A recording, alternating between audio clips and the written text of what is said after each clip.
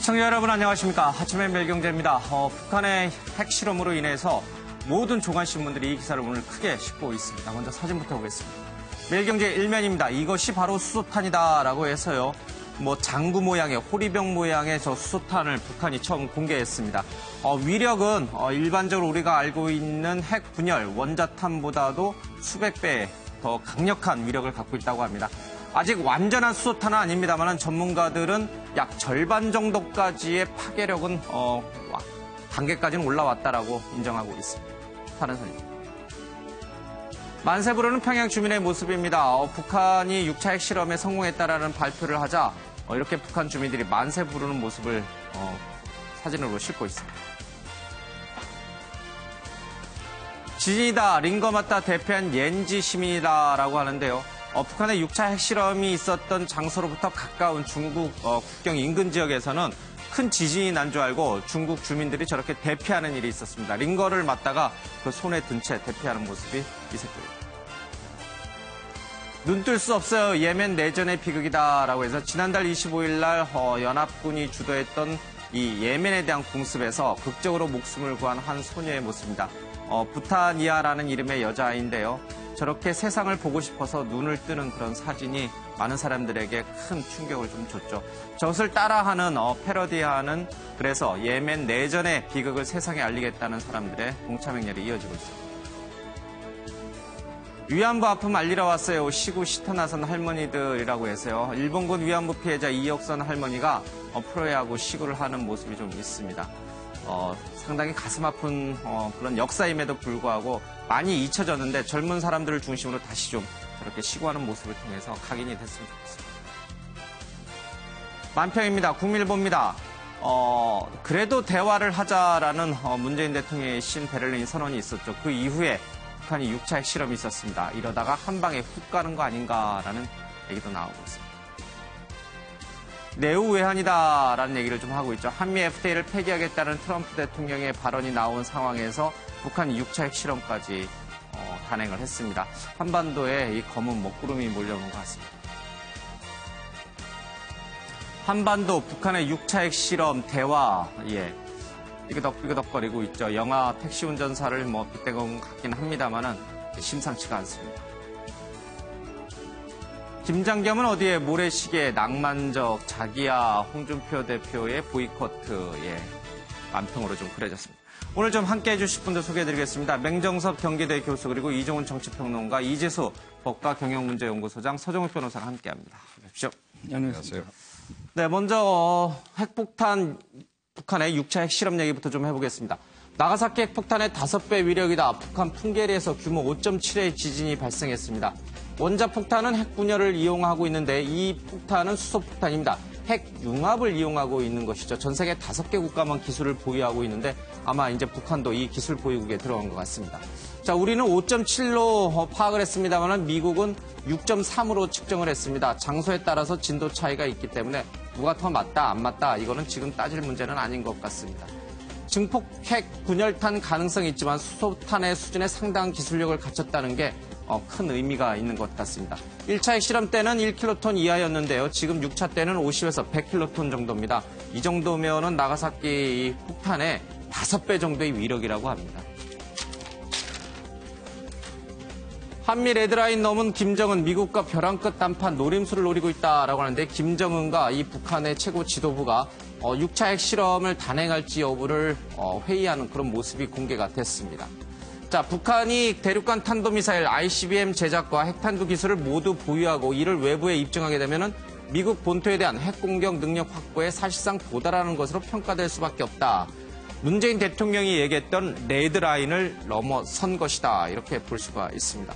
정부는 긴급 대책회의를 하고 있습니다. 지금 이 시간에도 명동에 있는 은행회관에서는 김동연 경제부총리와 이주열 한국은행 총재 그리고 최종구 금융위원장이 만나서 오늘 잠시 뒤 9시부터 시작될 금융시장에 미칠 충격, 여파에 대해서 지금 대책회의를 갖고 있습니다. 자, 핵실험 지시 서명이 공개가 됐습니다. 김정은이 직접 사인했는데요. 45도 각도로 이렇게 사인을 했습니다. 군수공업부에서 보고한 날은 9월 2일입니다. 그런데 사인은 9월 3일자가 돼 있죠. 자, 이 북한이 미리 핵실험 준비를 모두 끝낸 상태에서 9월 3일 김정은에게 재가를 받은 것으로 보입니다. 북한 핵 소형화 성공 선언, 재진입 능력 과시할 ICBM 또 쏠 것이다라는 전망이 흘러나오고 있습니다. 이 대목에서 중요한 건요, 핵실험 8분 뒤에 2차 지진이 중국에 의해서 감지가 됐는데 아마 이 갱도가 무너진 것일 가능성이 높아지고 있습니다. 갱도가 무너졌다라고 하면은 아마도 핵실험 뒤에 발생하고 있는 이 방사능 같은 것들이 바깥으로 유출이 돼서 바람을 타고 한반도로 오지 않을까 하는 그런 우려도 현실화될 가능성이 높습니다. 자, 여기까지 어제 있었던 북한의 육체 핵실험을 좀 기사로 정리했고요. 영상 좀 보고 온 다음에 전문가들 얘기를 들어보겠습니다. 조선민주주의인민공화국 핵무기연구소 성명. 대륙간 탄도로켓 장착용 수소탄 시험에서 완전 성공. 조선노동당의 전략적 핵무력 건설 구상에 따라 우리의 핵과학자들은 9월 3일 12시 우리나라 북부 핵시험장에서 대륙간 탄도로켓 장착용 수소탄 시험을 성공적으로 단행하였다. 이번 시험이 이전에 비해 전례 없이 큰 위력으로 진행되었지만 지표면 분출이나 방사성 물질 누출 현상이 전혀 없었고 주위 생태 환경에 그 어떤 부정적 영향도 주지 않았다는 것이 확정되었다. 도발은 유엔 안보리 결의들의 명백한 위반일 뿐만 아니라 국제 평화와 안전에 대한 매우 심각한 도전으로서 강력히 추탄합니다. 참으로 실망스럽고 분노하지 않을 수 없습니다. 정부는 이번 북한의 도발에 대해 국제사회와 힘을 모아 강력한 응징 방안을 강구할 것이며 북한으로 하여금 핵과 미사일을 포기하지 않을 수 없도록 해나갈 것입니다. 북한의 도발을 결코 묵과하지 않을 것입니다. 또한 한미 동맹 관계를 기반으로 확고한 안보 태세를 갖추어 북한의 추가적인 도발을 억제하고 한반도에서의 항구적인 평화체제 구축을 위한 노력을 일관되게 추진해 나갈 것입니다. 국민들께서도 이런 정부의 강력한 의지와 노력을 믿고 단합하여 주실 것을 당부드립니다. 이상입니다. 네, 화창한 일요일 낮 북한의 6차 핵실험으로 우리 쪽은 발칵 뒤집혔습니다. 자, 이 북한의 이 6차 핵실험 내용을 보면요, 상당히 좀 심각한 수준까지 와 있는 것 같습니다. 문재인 대통령이 얼마 전에 기자회견에서 얘기했던 이른바 레드라인을 넘어선 것이다라는 전망이 좀 부석적인데 내부는 어떻게 생각하십니까? 이제는 더 이상 묵과하기 어려운 수준까지 왔다고 보십니까? 아니면 조금 더 대화론을 끌고 가야 된다라고 보십니까? 고심 끝에 아직 안 드신 분도 있는데 서정우 변호사님 들었겠습니다. 레드라인 넘어섰다. 이제는 강력한 응징만이 남아있다. 대화는 없다. 이건가요? 그렇죠. 저는 우리나라에 대한 레드라인은 옛날에 이미 넘었었어요. 왜냐하면 이게 DJ 때 클린턴하고 이게 1차 핵실험 이전에 이미 레드라인 설정된 넘었었고요. 그다음에 이거 미국과 레드라인 있잖아요. 그게 바로 이제 그 ICBM 또 이게 핵탄두 이것도 이게 제가 보기에 대기권 재진입 기술 이거는 이게 시간 문제고요. 저는 이게 미국과도 레드라인 넘었었다 보고 제가 보기에 핵에서 가장 분명한 하나가 있어요. 이제는 이게 대화로서 있잖아요. 대화로서 이게 절대 포기 모식입니다.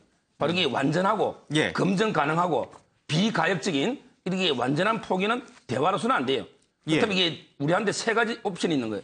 뭐냐면 이게 북한의 핵인질, 노예로 살든지 아니면 이게 선제 타격, 예방적 전쟁처럼 뭔가 이게 군사적 옵션을 하든지 아니면 이게 미국하고 북한이 위험한 거래를 해서 핵을 동결하고 그다음에 미군 철수 평화적 이 세 가지 옵션만 있는데 저는 이게 유일한 방법은 궁극적으로는 이게 제 개인적인 생각인데 저는 이게 핵에는 핵입니다.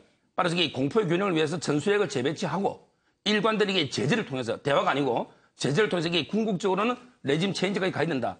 이게 제 개인적인 생각입니다. 선제 타격은 반대하시고요? 그거는 이게 반대. 군사적 옵션은 아직 좀 위험하고요. 우리도 핵은 확대 위험이 있기 때문에. 우리도 핵을 보유해서 같이 핵과 핵으로 맞서는 방법만이 평화를 보장받을 수 있는 방법이다. 지금으로서는. 그렇죠. 그게 공포의 균형이죠. 알겠습니다. 우리가 핵을 갖는다. 이제 핵 무장론이 다시 나오겠군요. 이주수 변호사님은 레드라인을 넘어선 게 아니다. 조금 더 북한을 대화로 설득할 여지가 있다. 이렇게 보시는 건가요? 어저께 핵차 실험을 전격적으로 단행함으로써 국내외에 엄청난 지금 충격을 준 것만큼은 사실입니다만은 당시에 레드라인을 정의했던 문재인 대통령님의 그 입장을 보면은 이미 6차 핵실험은 예견됐던 상황입니다. 사실 새로 시기라는 게 좀 예상보다 좀 당겨졌다라는 좀 충격적인 사실은 있습니다만은 그 당시에 레드라인을 설정했을 당시에 이미 6차 핵실험은 예견됐었던 거고 예. 아직도 사실 거의 접근은 했습니다만 기술적으로 미비한 점들이 여기저기 있습니다. 아까 말씀하신 것처럼 뭐 재진입 기술이라든지 그다음에 이것이 지금 어저께 한 수소폭탄을 과연 ICBM에 소형화시켜서 장착할 수까지 가는 수준까지 갔느냐. 예. 이런 기술적인 부분이 조금은 아직 남아있다라고 생각을 합니다. 예. 아직까지는 레드라인을 넘지는 않았다라고 보는 거고 그것을 이제 거의 임박했다라고 하는 것이 아마 맞지 않나라는 생각을 하고요. 예. 그것을 이용해서 이제 중국도 어제 핵실험으로 인해 가지고 많이 분노를 했고 예. 세계가 다 경악을 했기 때문에 이제 마지막으로 압박을 가함으로써 테이블로 나와서 더 이상 레드라인에 접근하는 일들을 좀 막았으면 하는 그런 바람이고요. 예. 우리가 과연 선제 타격, 응징, 이제 그 일부 보수 정치인들이나 일부 시민들께서는 우리도 이제는 응징, 소위 군사적 옵션에 대한 이야기들이 어제 이후로 많이 등장한 건 사실입니다. 예. 근데 이건 이제 현실적으로 봤었을 때 대통령이든 내지는 정부 여당이든 그 카드를 만지작거리지 않을 들여다보지 않았겠습니까? 예. 근데 아무리 군사적으로 분석을 해봐도 그거에 대한 희생이 우리에게 너무 크다라는 거죠. 뭐 지금 전문가들 이야기가 만약의 경우 우리가 어떤 군사적인 보복, 미국이 됐든 우리가 됐든 군사적인 보복을 했었을 때 그것이 전면적으로 확대될 가능성이라고 하는 것은 너무나 크고 그랬을 경우 정말 전쟁 발발 수시간 만에 예. 너무나 큰 희생을 치러야 되는 것이고 그 희생은 온전히 전부 대한민국의 몫이기 때문에 그렇게 갈 게 뻔한 루트를 보고선 군사적 대응이라고 하는 것을 예. 무서워서가 아니라 해야 되느냐라는 생각을 하게 되는 거고요. 이 부분에 대해서는 정말로 신중해야 되고 정말로 피치 못할 정말로 예. 다른 옵션이 없다라는 명확한 결론이 도달했을 때 선택해야 되는 그런 카드가 아닌가라는 생각을 해봅니다.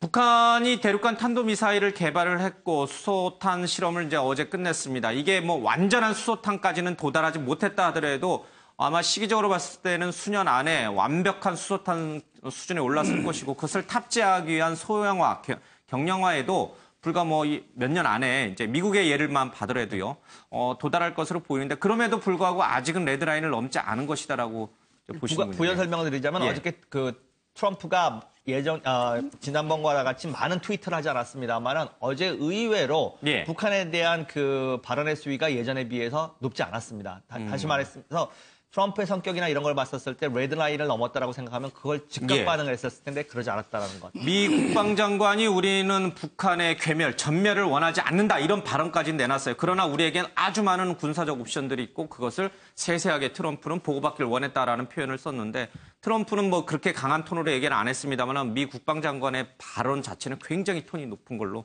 좀 보입니다. 이종훈 평론가께서는 레드라인 넘어섰어요. 그러면 어떻게 해야 됩니까? 어떻게 북한을 대응해야 됩니까? 그러니까 레드라인에 대해서는 이미 뭐 문재인 대통령이 지난 그 취임 100일 기자회견 때 명확하게 얘기를 했잖아요. 그러니까 ICBM에 핵을 탑재하는 것. 그런데 이제 현실이 된 거죠. 그러니까 이제는 더 이상 뭐 북한이 뭐 그런 기술이 아직 좀 도달하지 못했다는 하는 식의 그런 식의 그 얘기는 더 이상 이제 하기 어려워졌다라고 생각을 합니다. 그러니까 이제는 북을 핵 보유국으로 인정을 일단 해줘야 하는 상황이 아닌가 이렇게 생각을 하고요. 자, 그럼 이 상황에서 어떻게 할 거냐? 그 앞으로의 문제를 이제 더 생각하는 것이 훨씬 더 저는 이제 실리적일 거다라고 봅니다. 그러니까 오히려 이 상황이 지금 북미 대화 가능성을 훨씬 더 높여주는 그런 상황이라고 저는 보거든요. 그러니까 그걸 또 노리고 마지막 카드로 사실은 이 김정은이 이 카드를 던졌을 가능성도 굉장히 높고요. 그래서 북미 대화 국면으로 이제 직접 이제 진행이 됐을 때 그 청구서가 그러니까 예전에 93년도에 그 영변 핵 동결하면서 우리에게 왔던 청구서의 몇 배가 될 가능성이 높다는 겁니다. 그 당시에는 경수로를 이제 지어주는 비용을 우리가 70%를 부담을 하지 않았습니까? 결국 다 이제 완공이 안 됐습니다만 그런데 이번 같은 경우에는 그 북한이 지금 생각하는 것은 단 한 번에 이 카드로 해서 그러니까 미국으로부터도 최대한 많이 얻어내고 그리고 일본으로부터도 많이 얻어내겠다.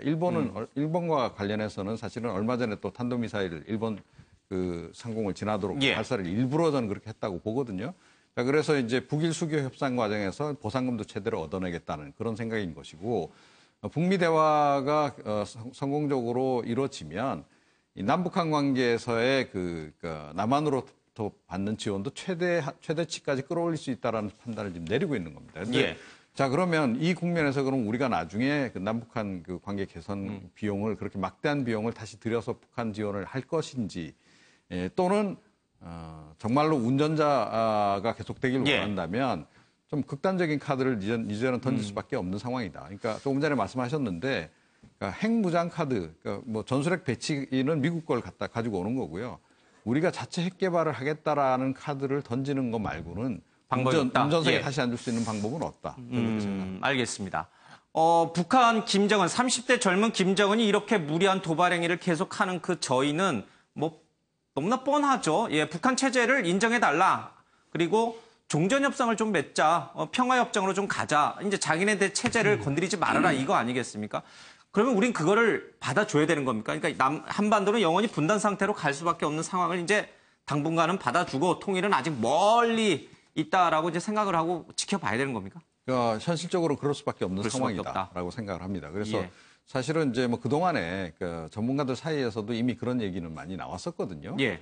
뭐 사실 우리가 지금 유엔에 북한하고 함께 이제 가입할 때 북한이 유엔에 이제 가입을 하게 되는 그 시점에서도 사실 그 논란이 꽤 많이 있었었는데요. 알겠습니다. 예. 이제는 뭐 북한을 더 이상 뭐 국가로 인정을 안 한다라든가 예. 뭐 이런 식의 그 접근법은 더 이상 이제 유효하지 않다 이렇게 생각합니다. 북한에 대한 적대적 행위, 그러니까 견제는 하되 적대적 행위는 모두 멈추고 북한을 하나의 국가로서 인정해주는 수밖에 없는 상황까지 와 있다. 예, 굉장히 심각한 수준인 것 같습니다. 맹 교수님께서는 여전히 여지는 있다라고 하는데 김정은을 설득할 여지가 있다고 보세요? 김정은이 우리의 대화 내지는 평화 공존해법에 동참할 여지가 여전히 남아 있다고 보시는 건가요? 김정은이라는 존재는 우리 남한의 입장에서는 예. 설득의 대상이 될 수가 없어요. 지금 어제의 핵실험의 문제는 우리로서는 레드라인을 넘었다고 인정하면 안 됩니다. 근데 미국으로서는 넘었죠. 예. 이게 딜레마입니다, 지금.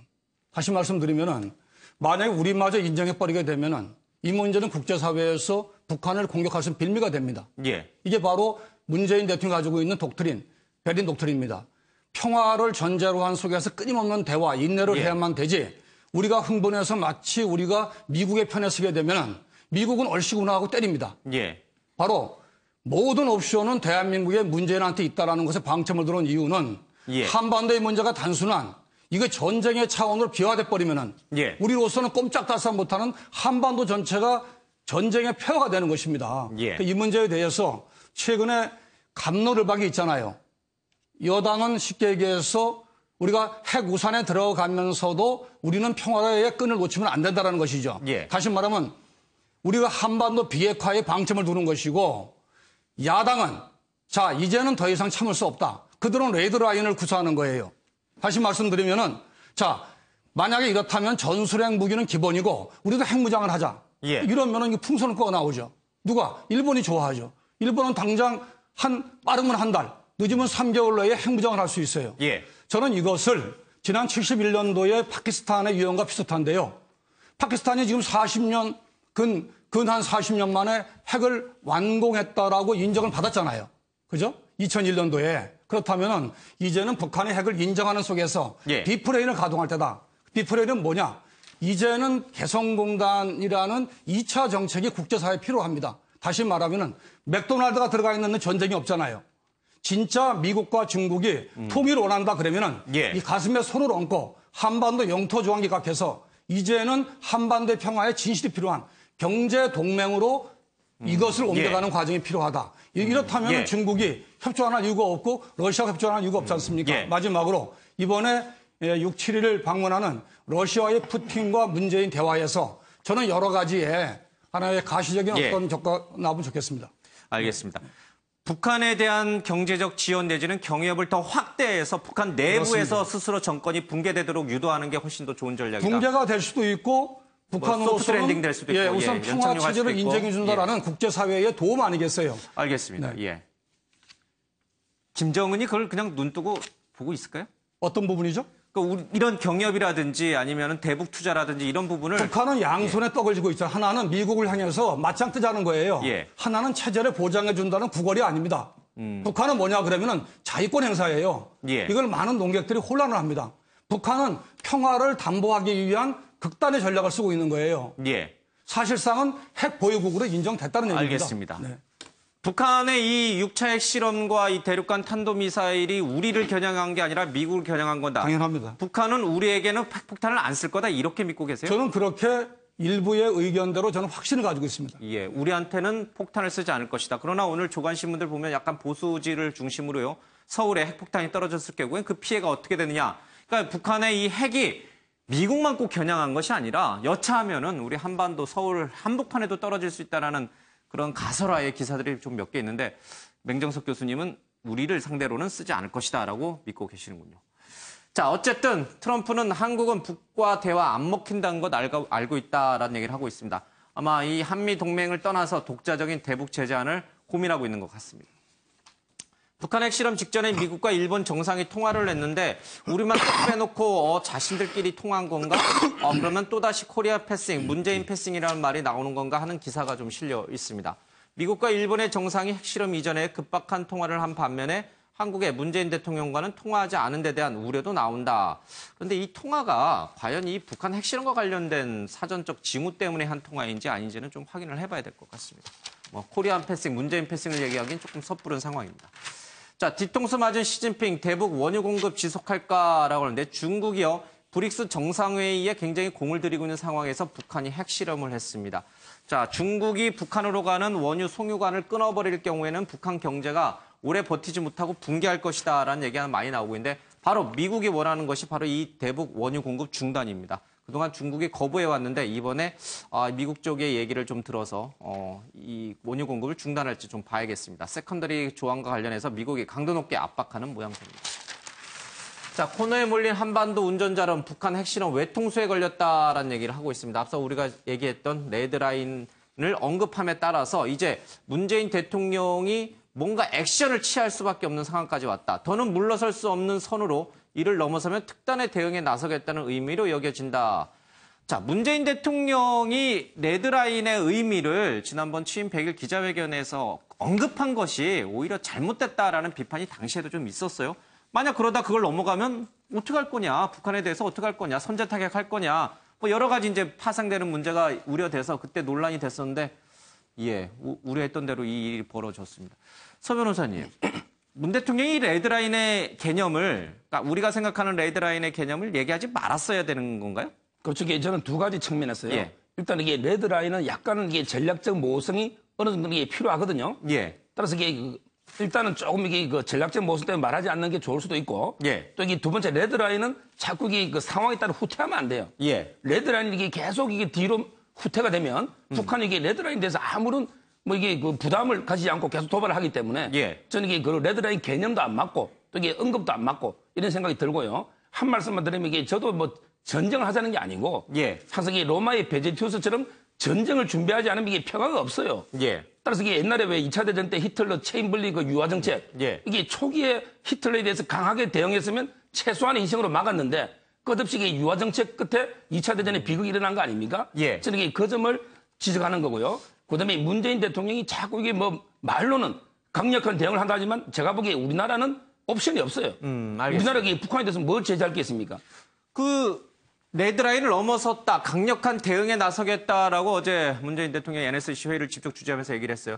그 조치가 오늘 아침에 있었던 현무 미사일을 비롯해서 우리가 갖고 있는 이제 미사일 발사를 발사를 하고요. 그걸 이제 공개하는 영상을 이제 공개하는 정도인데 그게 이 북한에 대해서 충분합니까? 이 레드라인을 넘어선 북한에 대해서 충분한 강력한 대북 경고 응징의 수준이라고 보여지나요?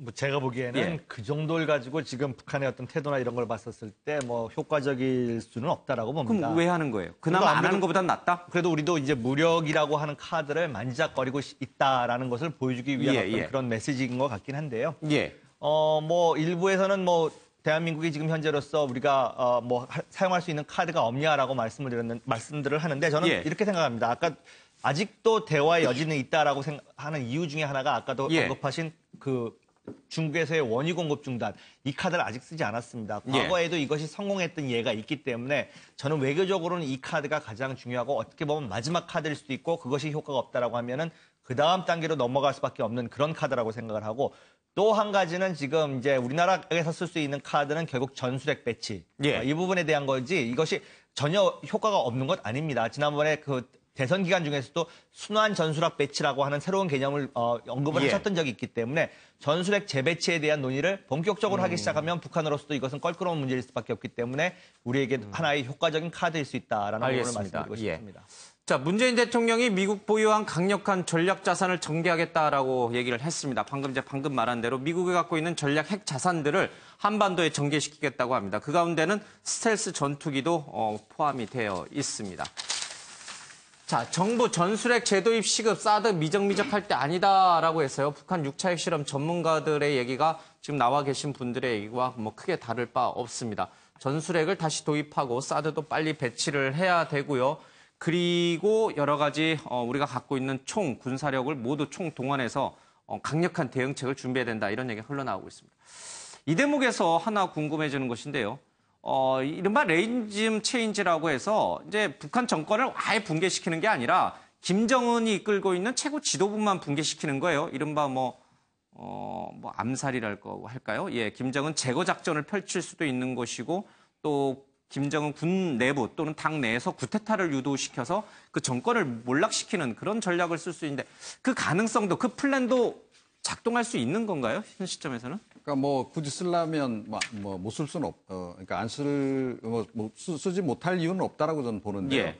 그럼에도 불구하고 그 대안도 사실은 좀 실기한 측면이 없잖아 있습니다. 그러니까 김정은이 집권하고 나서 초기에 상당히 좀 불안정할 때, 예. 장성택을 이렇게 살인한다든지 예를 들어서 그랬을 때 북한 내 여론도 김정은에 대해서 굉장히 좀 안 좋을 때였거든요. 그때 오히려 제거 작전을 그리고 했으면, 그렇죠. 예. 그리고 지금 이런 단계로까지 지금 이제 핵이 완성도가 높아지기 전에 그런 조치를 취했어야 되는 거다라고 저는 봅니다. 근데 예. 지금은 좀 늦은 감이 없잖아 늦은 감이 있다. 이미 이제 그 김정은 체제가 좀 더 확고해진 그런 상황이고요. 예. 그러니까 역설적이게도 지금 이런 상황이 이렇기 때문에 지금 북미 대화 가능성이 굉장히 높아졌다라는 이제 말씀을 제가 다시 한번 드리는 거고.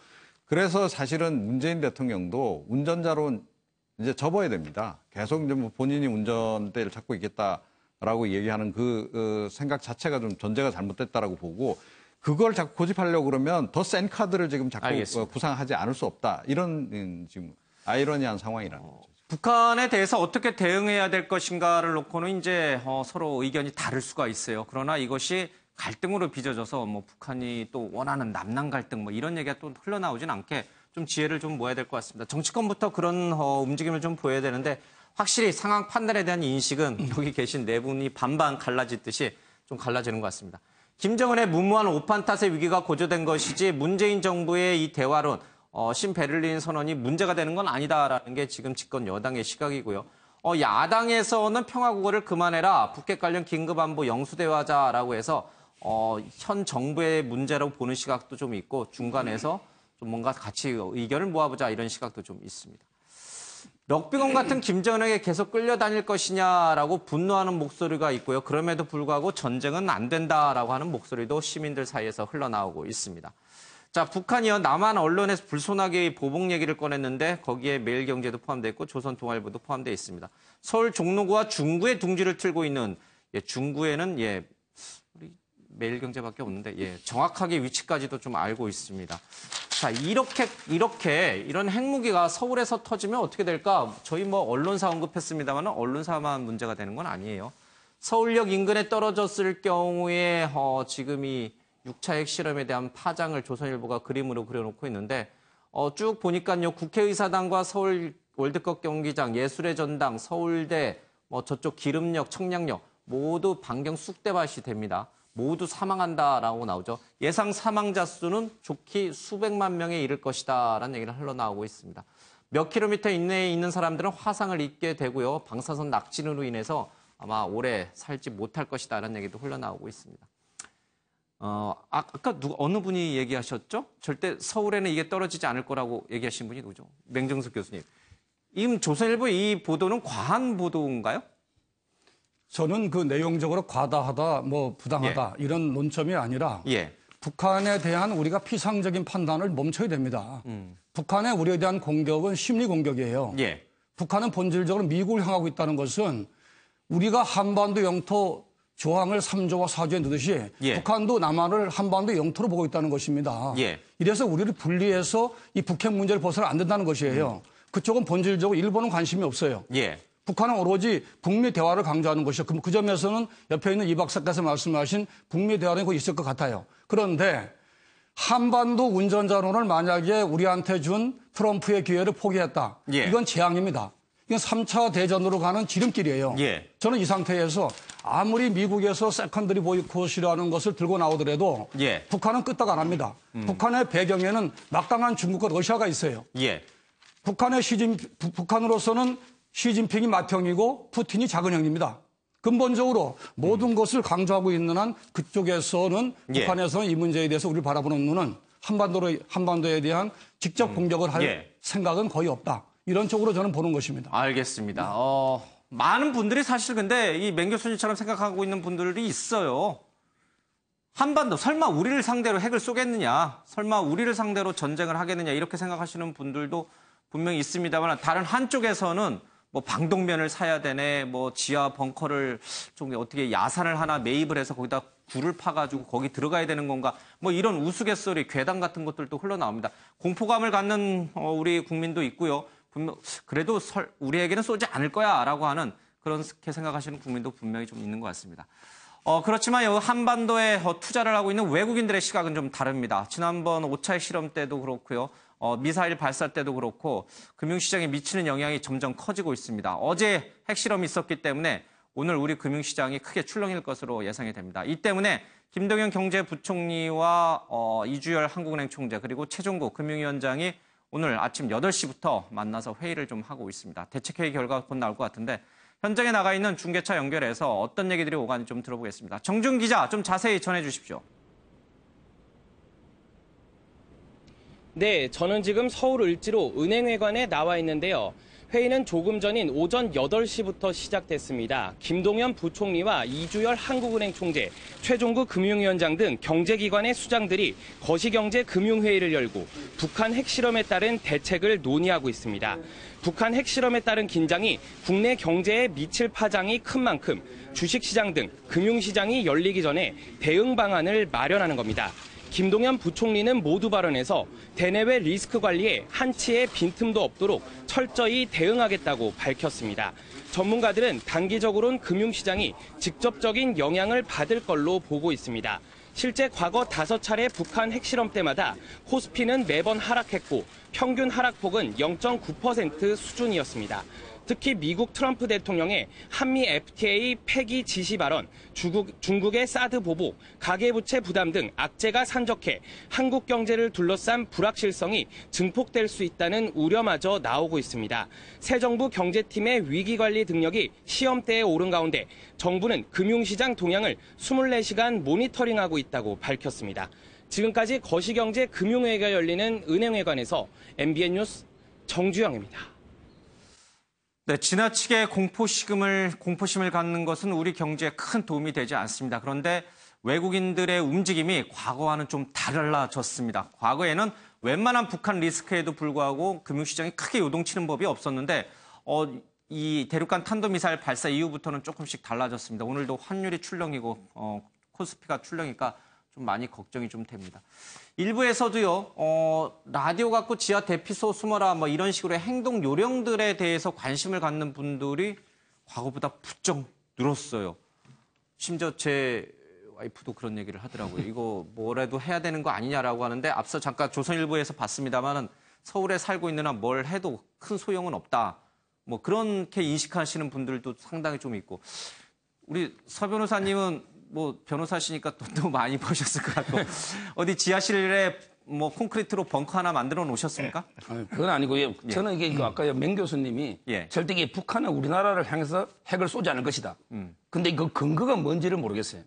예를 들어 김정은이가 고모부 숙청부 때 완전히 피해 숙청을 보면 그러면 이게 같은 민족이라고 무조건 이게 핵을 안 쏜다? 저는 이게 근거 없는 낙관으로 보고요. 쏘면 자기도 죽으니까요. 한반도에 서울에 핵이 떨어지는 순간 당연히 북한 평양에도 핵이 떨어지고 김정은은 그 순간으로 정권이 끝난다는 걸 김정은도 알겠죠. 그러니 안 쏘겠죠. 이렇게 생각하는 거예요. 어떤 역사라는 거울을 보면요. 항상 이 전쟁이 합리적인 판단으로만 일어나는 게 아닙니다. 예를 들어 우발적으로 또 이게 사고로 일어날 수도 있는 거고요. 전부 이게 누구나 이성적으로 합리적이라면 전쟁이 역대상 안 났겠죠.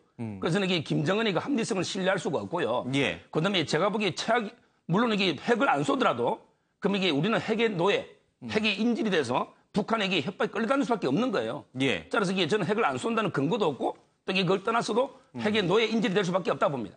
알겠습니다. 이제는 이런 기사가 그냥 흘려보낼 수 있는 기사가 아니라 꼼꼼히 읽어야 될 기사가 됐습니다. 제가 잠시 얘기를 좀 하겠습니다. 핵 공격 전에 지하시설로 대피한다. 지하철 터널, 건물 지하, 동굴 등 지하 대피시설을 신속 대피하고요. 시간 여유가 없다면 배수로, 또랑, 계곡 등 주변 시설 이용해 대피해야 됩니다. 대피 시에는 방독면, 비닐옷 등을 준비하고 정부 안내 방송을 계속 들어야 됩니다. 핵 공격 중일 때는요. 핵 폭발 반대 방향으로 엎드리되 양손으로 눈, 귀를 막고 입은 벌리며 배는 바닥에 닿지 않게 해야 한다고 합니다. 굉장히 어렵습니다. 그렇죠? 예, 어려워요. 그리고 서울에 계신 분들은 그 직접적 피해가 예상이 되기 때문에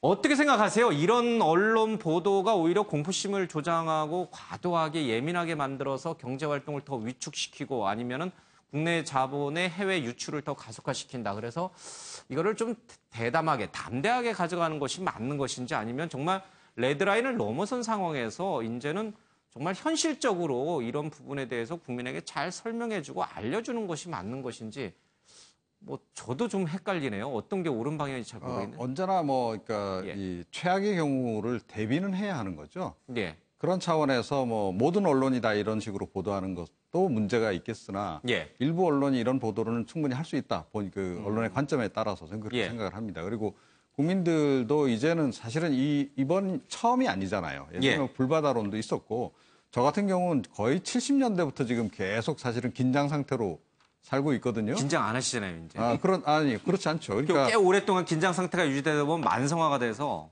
네. 내성이 생기는 거 아니에요? 예, 그런 측면도 있어요, 예. 있기는. 근데 그리고 여러 가지 이제 또 새로운 또 전제들이 또 자꾸 예. 이제 붙기 때문에 실제로 전쟁으로 가는 것이 그렇게 쉬운 일은 아니다라고 하는 것은 이제 누구나 다 알고 있는 거고요.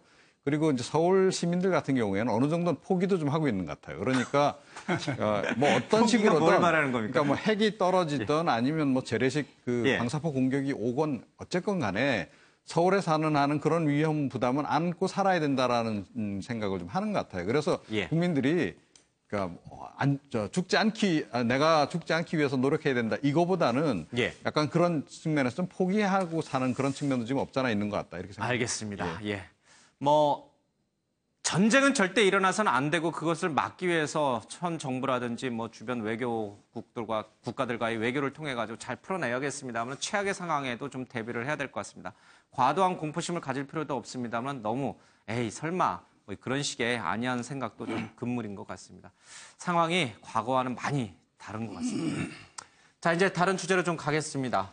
건방지다며 후배 피투성이로 무릎 꿇게 한 여중생이라고 해서요. 굉장히 큰 충격입니다. 부산 사구에 있는 여중생 폭행 사건이 일파만파 파장을 낳고 있는데요.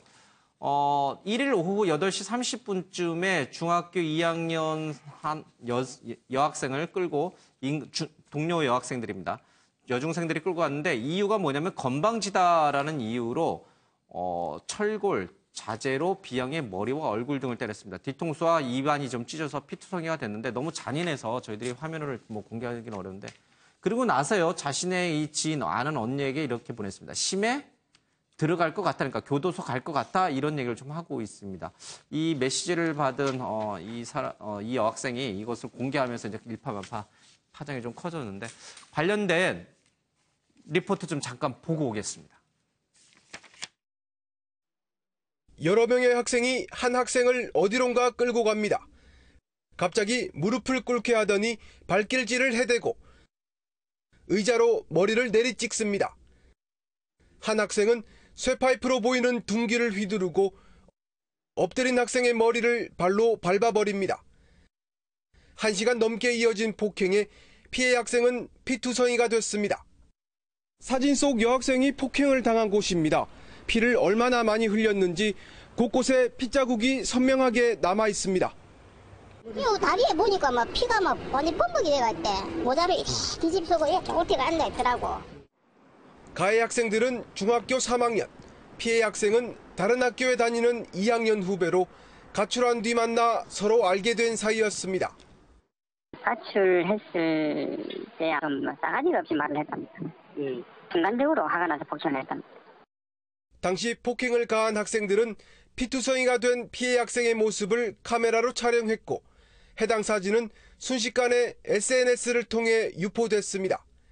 경찰은 가해 학생 5명 중 자수한 2명을 상해 혐의로 입건하는 한편 나머지 3명에 대해서도 조만간 조사에 나설 방침입니다. MBN 뉴스 박상호입니다. 예, 우스갯소리로 북한군이 가장 두려워하는 상대가 바로 대한민국의 중이라고 하는 그런 얘기도 있습니다만은 뭐 이게 지금 상황이 우스갯소리 할 상황은 아닙니다만은 중이 치고 그것도 여학생들인데 이거 너무 심한 게 아닌가요? 어떻게 이런 폭행이 무슨 영화의 한 장면과 같은 이런 폭행이 그것도 여중생들 사이에서 북한군이 아무리 무서워하는 중이라고 하지만 너무 심한 거 아닌가요? 왜 이런 일이 벌어지는 거예요? 글쎄요, 저도 저 장면을 보면서 정말 예. 분노를 참을 수가 없었습니다. 이게 예. 중3이 중2한테 지금 가할 수 있는 예. 수준의 폭력이 아니었고 이것을 지금 저는 더 분노케 한 거는 뭐냐면은 형사처벌의 수위를 지금 고심하고 있다라는 부분에 대해서 너무 지금 아니 이런 문제를 가지고 어떻게 고심을 해? 이건 무조건 입건이고 무조건 예. 일단은 격리를 시켜야지라는 생각이 들었는데 예. 미성년자들이 할 수 있는 행위가 절대 아닙니다. 정말로 뭐 우리는 이게 법적으로는 엄연히 여기 변호사님도 계십니다만은 미성년자인 것만큼은 사실입니다만은 행위로 봤었을 때는 이것이 미성년자의 행위가 절대 아니기 때문에 예. 이것을 엄벌해야 되는 것은 뭐 논의의 여지 자체가 없는 거고 더더욱 범행을 저지르고 나서 주고받은 그 SNS를 봤었을 때 예. 심리적 상태를 이해가 안 된다는 그러니까 거죠. 이걸 보고 심해라는 이게 엄청 심한 거죠. 뿐만 이거를... 아니라 지금 여기 나오지 않은 예. 것 중에 내용이 어떤 내용이냐면은 이왕 들어갈 거 XX나게 덮해지라는 말들이 있습니다. 그런 걸 봤었을 때 예. 거의 포기를 한 그런 어떤 인간성의 포기. 인간성의 포기라고 할까요? 어떻게 보면 예. 좀 더 심하게 표현하면 정말 악마성을 보는 것 같은 그런 모습들이기 때문에 예. 도저히 이것은 그럼 예를 들어서 우발적이라고 아까 표현했습니다만 우발적이었을 때 누가 그런 식의 반응을 하지 않습니다. 정말로 그거에 대한 예. 엄청난 뉘우침을 갖고 이런 것이 우발적인 거지 지금처럼 저지르고 나서도 태연하게 저렇게 SNS를 주고받는다는 것 자체는 우리가 정말 인간의 악마성을 보는 것 같은 그런 느낌이 들기 때문에 상당히 아침부터 정말 불쾌한 기분일 수밖에 없는 거고요. 이 부분에 대해서 정말로 엄벌하는 정말 사회 전체가 나서가지고 좀 강력하게 대응하는 그런 좀 모습을 예. 보였으면 하는 바람입니다. 인천 초등생 살해 사건도 굉장히 그 10대답지 않게 잔혹했잖아요. 잔인한 수법으로 시체 시신 훼손까지 했는데 이게 뭐 엄벌을 처한다고 해가지고 풀릴 문제는 아닌 것 같아요. 그렇죠? 그렇다고 뭐 점잖게 애들 교육 시스템을 개혁해가지고 애들에게 인성교육을 그건 너무 또 공자님 말씀 같은 거고 참 해법을 찾기 어렵네요. 예. 최근에 우리 문재인 대통령이 꺼낸 이제 문재인 케어죠. 김상곤표 교육개혁안이 나왔는데 제가 늘상 말씀드리는 게 창의적 교육보다 더 앞서야 될 것이 놀 자유를 줘야 돼요. 예. 학교 내에서. 인성교육이 돼야 됩니다. 근데 우리 학교에는 인성교육이 없어요. 예. 그냥 절대적인 하나의 수능에만 몰입하는 교육이고 이런 패턴으로 가게 되면 한국 사회에서 대화가 부족하면 가정에 일탈이 있듯이 예. 학교가 똑같습니다. 학교도 선생님이 교육을 주입하는 곳이지 교육을 공유하는 곳이 아니에요. 예. 이런 문화가 비극입니다. 이거를 사회의 제도로서 저희가 고치기는 어렵고요. 인성적인 하나의 예. 소위 전형교육화 시키지 않으면 이런 문제는 계속화될 것으로 저는 보고 있습니다. 맞는 말씀이세요. 예, 이제 그런 방향으로 가는 게 맞고 또 그것밖에 이제 치유 방법, 해결 방법은 없죠. 그런데 정말 문재인 케어가 잘 돼가지고 문재인 정부 임기 끝나면 이제 이런 사건 안 일어나요? 그건 또 아니잖아요. 이 문제의 방점이 그쪽으로 이동을 해야 된다는 하나의 예견을 예, 드리는 거죠. 맞습니다. 그 얘기는 참 수없이 오랫동안 우리들이 얘기를 했습니다만 잘 실천이 안 돼요. 가정에서부터 그쵸 이게 이제 뭐 가출 청소년인데 각 가정에서부터 밥상머리 교육이라고 많이들 그렇습니다. 얘기를 했습니다만 그때부터 좀 이루어져야 될 것 같아요. 아니 근데 뭐 사실은 어느 시대에나 불량 소년이 있었다라고 이제 하는 걸 우리가 말죽거리 잔혹사 봐도 그래서 70년대, 모든 80년대. 중학생들이 다 저렇게 예. 잔혹하다 이렇게 몰고 가는 것도 좀 문제가 있다라고 생각을 하고요. 그런데 알겠습니다. 한 가지 얼마 전에 조금 전에 말씀하신 그 인천 초등생 예. 그의 공범들하고 이 인터넷으로 주고받는 대화 내용이 굉장히 좀 흡사하다 이런 느낌 좀 많이 받지 그래요, 않으세요? 맞아요. 그러니까 자기가 해놓고도 그것에 대한 죄책감 같은 것도 전혀 별로 없어요. 느끼지 예. 않고 그걸 아주 태연하게 하고 이런 부분들. 근데 이게 결국은 조금 전에도 좀 말씀하신 거하고 연결이 좀 됩니다만. 그러니까 우리 기성세대들이 자녀들을 좀 그렇게 키워낸 거 아닌가. 그런 부분도 한번 심각하게 좀 고민을 해봐야 할 것 같아요. 알겠습니다. 뭐 미국 같은 데는 뭐 버지니아 공대 총기 난사 사건도 있었습니다. 미국은 뭐 총으로 쏴 죽이는 나라니까 우리는 그나마 덜한 거 아니냐 또 이렇게 혹여나 생각하시는 분들이 있을지 모르겠습니다만 참으로 점점 끔찍한 일들이 많이 발생하는 사회로 가고 있는 것 같습니다. 자, 이것도 참 끔찍한 사고였어요. 또 버스 졸음운전 참사가 벌어졌는데 이거 난 지 얼마 안 됐잖아요. 그렇죠? 그래서 얼마나 또 뭐 대책 마련하느냐 뭐 하느냐 이렇게 부심했습니까? 그러나 그 대책이라든 것을 굉장히 비웃기라도 하듯 또 이 졸음운전 참사가 벌어졌습니다. 영상 리포트 보고 오겠습니다. 천안 논산 고속도로를 달리던 한 차량의 블랙박스 영상입니다. 비상등을 켠 차들이 서행하며 멈춰섭니다. 뒤따르던 SUV 차량이 속도를 줄이는 순간 고속버스가 그대로 돌진합니다. 충격 여파로 파편이 사방으로 날아가고 SUV 차량은 형체를 알아볼 수 없을 정도입니다. 버스는 앞서 정차돼 있던 차량 7대를 들이받고 나서야 멈춰섭니다. 바꾸자마자 1초도 안 돼서 뒤에서 이제 버스가 쾅 하면서 잃어버린 거거든요. 이 사고로 SUV 차량에 타고 있던 이모 씨 부부가 그 자리에서 숨졌고 또 다른 차량의 운전자 등 9명이 다쳤습니다. 사고로 한때 고속도로 진입이 통제되면서 사고가 발생한 이곳 구간은 2시간 넘게 정체를 빚었습니다. 고속버스 운전기사는 경찰 조사에서 사고 충격으로 당시 상황이 기억나지 않는다고 진술했습니다. 기억이 잘 안 난다고. 근데 사고 당시까지 브레이크가 안 밟고 계속해서 밀고 나가고. 경찰은 블랙박스 영상을 토대로 신 씨가 졸음운전을 한 것으로 보고 정확한 사고 원인을 조사하고 있습니다. MBN 뉴스 김영현입니다. 요즘 아침 저녁으로 이제 기온 차도 있고 낮에는 좀 더워요. 그러다 보니까 졸음운전. 저도 어제 이제 낮에 고속도로 올라오는데 굉장히 졸리더라고요. 그래서 차 세워놓고 좀 자다가 오긴 했는데 이 버스 운전하는 기사분들은 자고 싶어도 못 자요. 그렇죠? 손님을 예정된 시각에 빨리 목적지로 데려다 줘야 되기 때문에 저희들이야 뭐 졸리면 이제 졸음 쉼터에 가서 좀 쉬었다가 가기도 하는데 이거 참 매번 대책 얘기하지만 이 대책이 백약이 무효예요? 저도 어제 이제 이 사고를 접한 시간에 터미널에 있었거든요. 근데 이제 운전기사에 물어보니까 예를 충주에서 서울이 125km입니다. 왕복을 하루에 몇 시간 하냐, 몇 번 하냐 물으니까 4번 정도가 기본이고요. 5번을 한답니다. 왕복 5번이요? 예, 왕복. 그러면 쉽게 얘기하면 얼마냐 하루에 1200km에서 1300km 운전하는 것이고요. 시간을 물어봤더니만 대략적으로 15시간 정도 운전하는 격이에요. 그렇다면은 안 졸리는 게 비정상이네요. 그렇죠. 통상적으로 우리가 52시간이 근로기준법의 시간인데요. 40시간은 주중에 또는 12시간은 부득이하게 운영해야 되는데 현재 이러한 하나의 강제성을 부여하지 않는다 그러면은 이런 사고는 앞으로 계속될 것입니다. 이것도 근데 앞서 이제 뭐 여중생 그런 폭행 사건도 다뤘습니다. 그렇습니다. 이거 법으로도 안 돼요. 그러니까 안전 불감증이라고 하는 그 부분을 좀 개선해야 되는데 참 답답하네요. 이것도 그렇죠. 그러니까 얼마 전에 통상임금 문제가 전체적으로 출근하는 순간부터 나오는 순간까지 모두가 통상으로 적용이 돼야 돼요. 그럼 이런 사태가 없죠. 그럴까요? 네, 예방책이 하나입니다. 어떻게 해야지 막을 수 있을지 잘 모르겠습니다. 짧게만 말씀드리면은 외국에서 이런 거에 대해서 어떻게 이런 문제들이 있었습니다. 그랬었을 때 하나 제의를 드리고 싶은 것이 졸음운전을 할 때는 징후가 보입니다. 특히 이제 뒤에서 가다 보면 졸음운전하는 사람들은 조금 지그재그가 있을 때 하죠. 뒤에서 경적을 울려주거나 옆에서 경적을 울려주는 운동이 있습니다. 그러면은 운전자도 깜빡깜빡하다가 경적이 울리면은 긴장을 하면서 다시 졸음이 이제 하는 것들이 우리나라 고속도로를 달리다 보면은 그런 거에 좀 왜냐하면 경적을 울린다는 것 자체가 저쪽 상대편의 어떤 신기를 건드린다는 것 때문에 이런 행동들을 잘 안 하더라고요. 근데 외국에서 운전을 하다 보면요 그런 행동들을 많이 합니다. 그다음에 앞에서도 이렇게 깜빡이 같은 걸 켜줌으로써 좀 경각심 올려주면서 이제 뒤에 그런 운동들이 있습니다.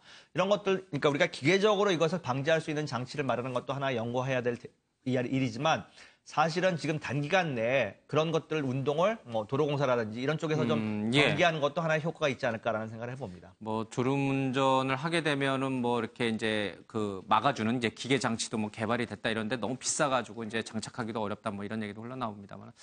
정말 좀 안타깝습니다. 이런 사고. 그 앞에 가던 그 승용차 운전자, 그 그 SUV 차량 운전자 부부의 사연도 참 딱하던데 모처럼 이렇게 시어머니 모시느라 고생한 아내를 위해서 이렇게 여행을 갔다가 참변을 빚어져가지고 그 아들과 딸이 이제 상주 역할을 한 그 모습까지 이제 오늘 신문에 실려 있는데 기사 읽는데 참 먹먹했습니다.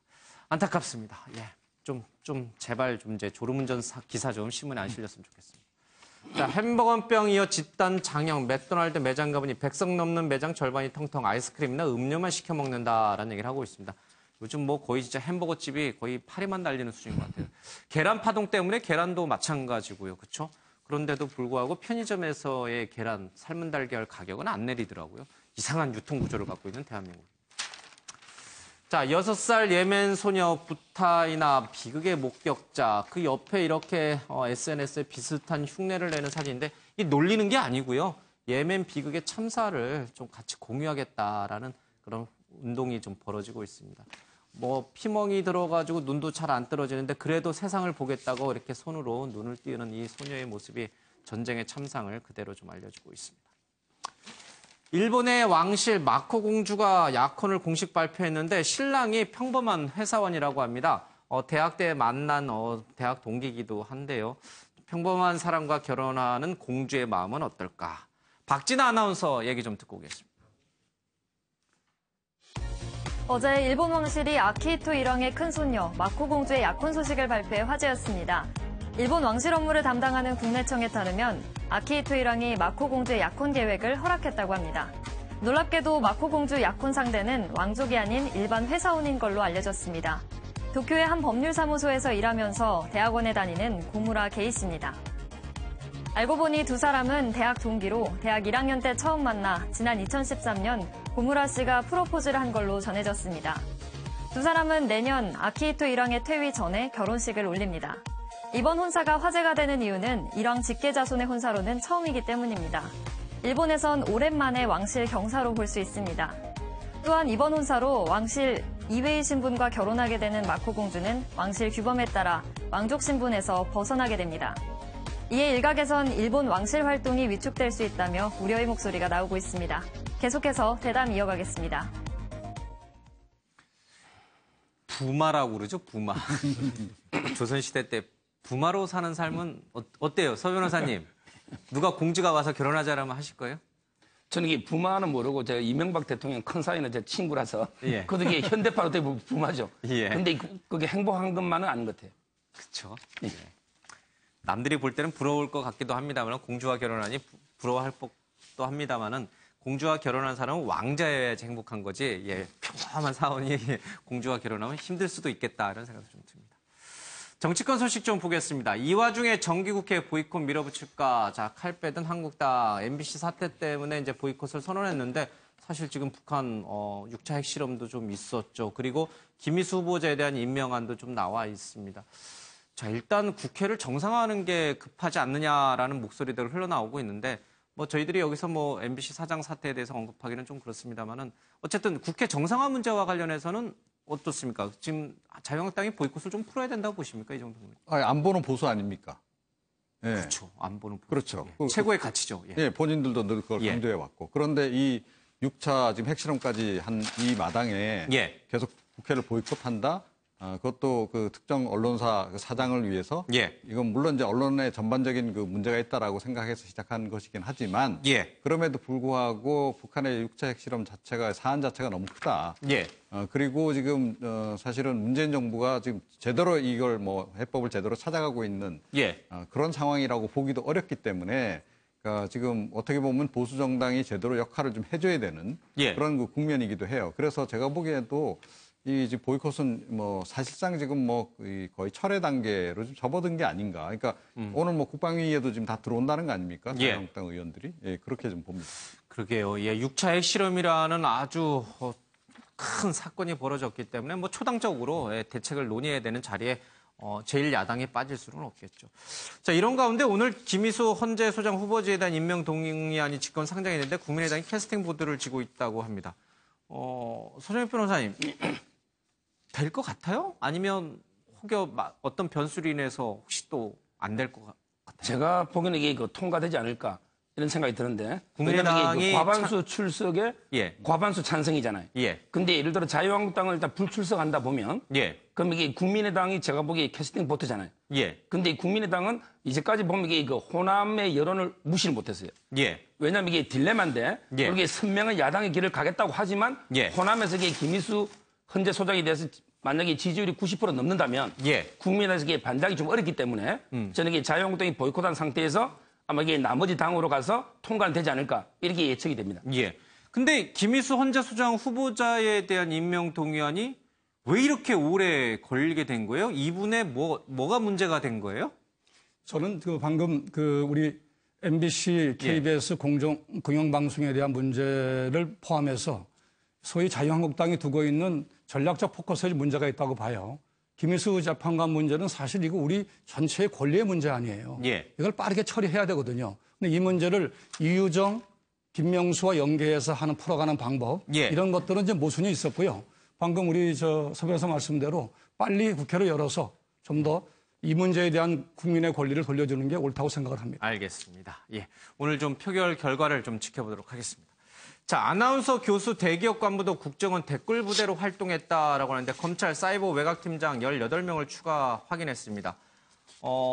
이명박 정부의 원세훈 전 국정원장이 이끌고 있는 국정원에서 외부 인사들을 동원해서 댓글을 달았다라고 하는 부분은 사실로 확인이 됐어요. 그렇죠? 거기에 그럼 누가 들어가 있느냐라고 면면을 봤더니 한겨레 신문에서는 세세하게 다 나왔습니다만은 대략적으로 아나운서도 있었고요. 지방 서울에 있는 교수도 좀 있었고요. 그리고 롯데그룹의 간부도 좀 있었어요.